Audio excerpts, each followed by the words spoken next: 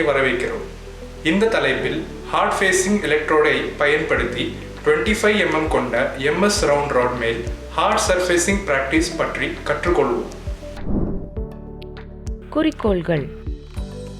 இந்த பயிற்சியின் முடிவில் உங்களால் மேற்பரப்பை கடினமாக்க தயார் செய்யவும், ஒர்க் பீஸின் விரும்பிய பண்புகள் அல்லது அளவுகளை பயன்படுத்தவும், மேற்பரப்பை சிராய்ப்புக்கு அதிக எதிர்ப்பு திறன் கொண்டதாக மாற்றவும், SMAW வெல்டிங் மூலம் ஒரு கடினமான மேற்பரப்பை பயன்படுத்தவும் கற்றுக்கொள்வீர்கள். வெல்டிங் செயல்முறைக்கு தேவையான கருவிகளை பார்ப்போம். Steel rule,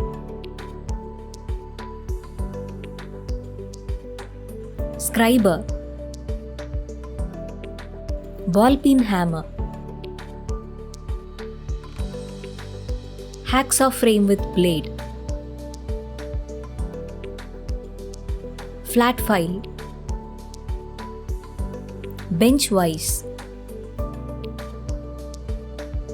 tri-square, chipping hammer, safety clothing, gloves, PPE kit, electrode, steel wire brush, SMAW welding machine,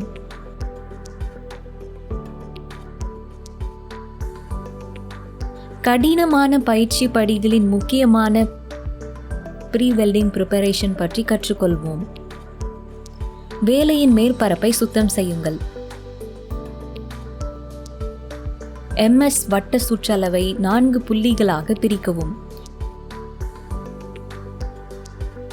4 புள்ளிகளிலிருந்து கோடுகளை வரைந்து பஞ்ச் செய்யவும்.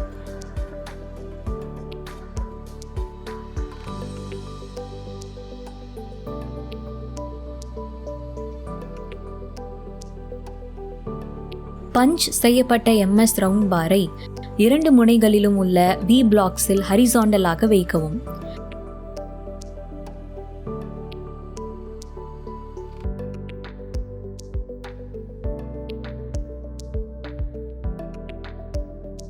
ஆர்க் வெல்டிங்காக எலக்ட்ரோட் LH7461 அல்லது ஸ்டெனைட்டிக் மெக்னீசியம் ஷீட்டை தேர்ந்தெடுத்து 90 முதல் 120 ஆம்ப்ஸ் கரண்டை செட் செய்யவும். தேவையான முன்னெச்சரிக்கைகளை பின்பற்றவும். MS ராடின் பழுது பார்த்தல் மற்றும் பராமரிப்பதற்கான செயல்முறையை கற்றுக்கொள்வோம். மேற்பரப்பை சுத்தம் செய்வதன் மூலம் செயல்முறையை தொடங்குங்கள். வளைவை பராமரிக்க போதுமான வெப்பம் வழங்கப்படும் வகையில் ஆம்பரேஜை அமைக்கவும். அதிகப்படியான வெப்பம் அதிகப்படியான நீர்த்தலை ஏற்படுத்தும்.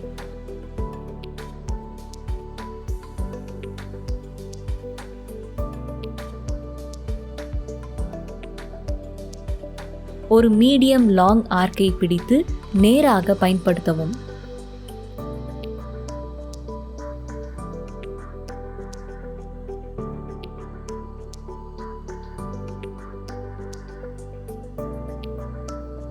முதல் சிறிய பீடை புள்ளி 1 அச்சுக்கு இணையாக ஒரு பக்கத்தில் டெபாசிட் செய்யவும். பாரை சுழற்றி இரண்டாவது குறுகிய பீடை புள்ளி 2 வைக்கவும்.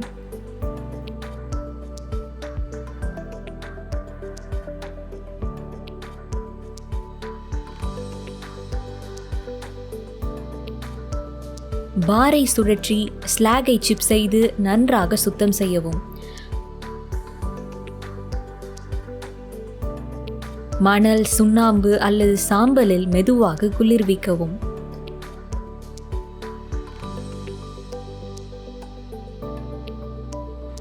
வெல்டை சுத்தம் செய்து மேற்பரப்பு குறைபாடுகளை பரிசோதிக்கவும்.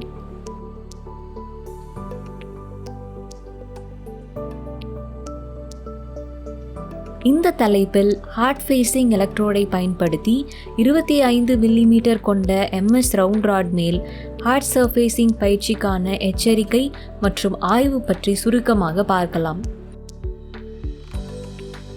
இந்த எலக்ட்ரோடுகளிலிருந்து வரும் டெபாசிட்டுகள் மிகவும் கடினமானவை, ஆனால் இறுகிய நிலையில் உள்ளவை அல்ல. இந்த குணம்தான் ஹார்ட் ஃபேஸிங் மெட்டீரியலை கடினமாக்குவதாக தெரிகிறது, ஆனால் அடியில் உள்ள பொருளை மென்மையான நிலையில் விடுகிறது.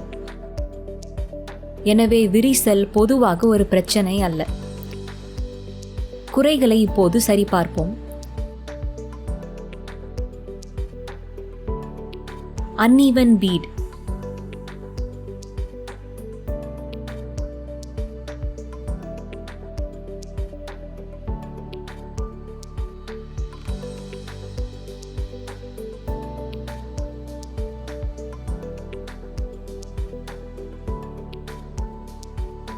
Excess reinforcement.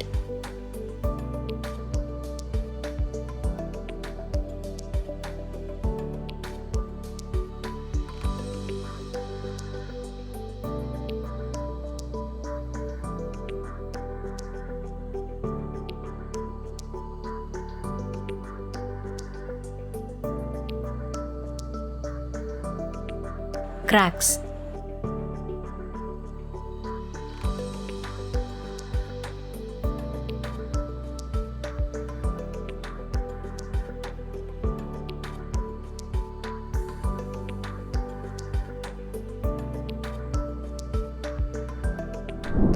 இந்த தலைப்பில் நீங்கள் மேல் பரப்பை ஹார்டாக தயார் செய்யவும், ஒர்க் பீஸின் விரும்பிய ப்ராப்பர்ட்டிஸ் மற்றும் டைமென்ஷன்ஸ் பயன்படுத்தவும், மேல் பரப்பை அப்ரஷனுக்கு ஹை ரெசிஸ்டன்ட் கொண்டதாக மாற்றவும், SMAW வெல்டிங் மூலம் ஒரு கடினமான மேல் பரப்பை பயன்படுத்தவும் கற்றுக்கொண்டீர்கள்.